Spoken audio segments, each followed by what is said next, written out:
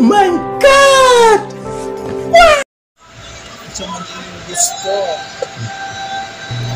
Okay guys, mag-wiring tayo ng basic regarding card switch. Control natin yung pin light na expose.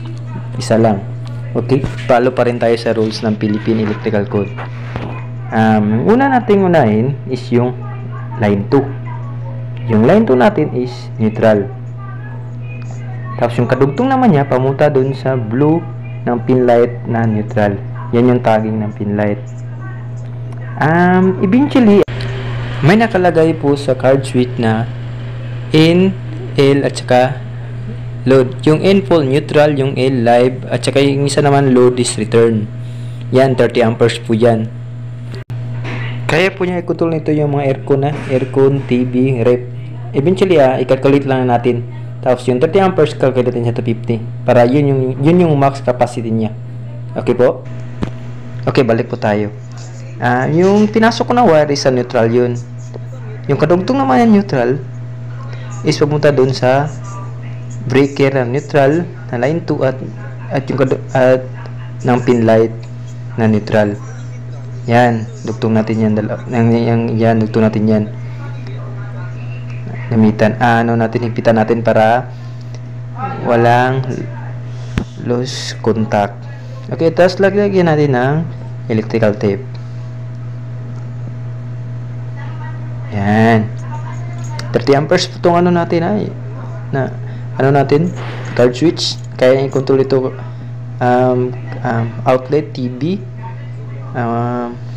aircon. Times lang natin sa 220 yung 30 amperes. Tapos yun yung max capacity niya. Okay po? Balik tayo sa pag-wiring. Yung kasunod naman po is yung line 1. Line 2. Na to. Common, dirito sa Yung black wire po natin yun yung line 1. Yan yung live. Okay?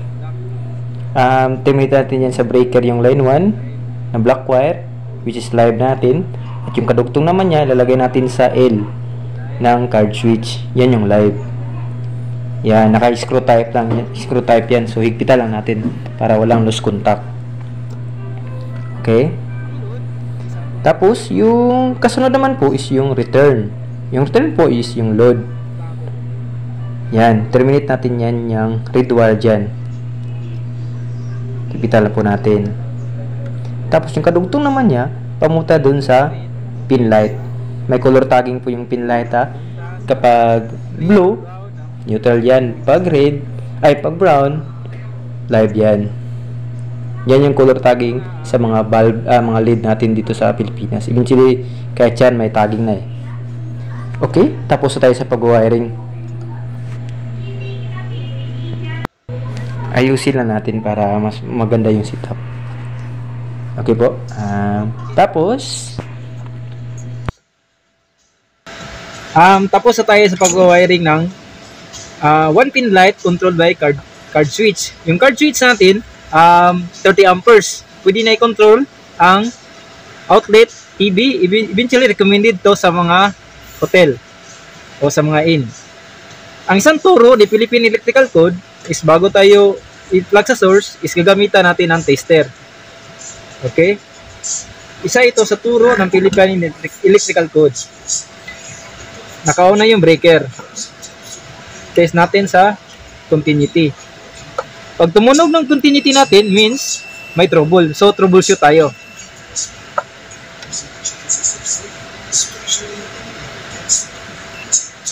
Di ba wala naman?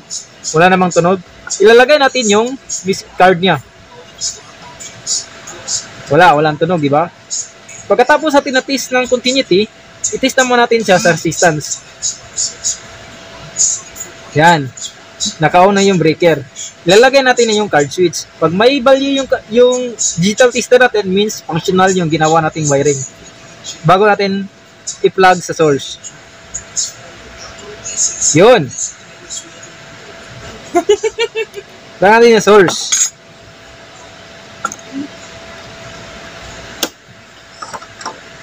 Ito yung live natin. Ito yung live dyan. Live to.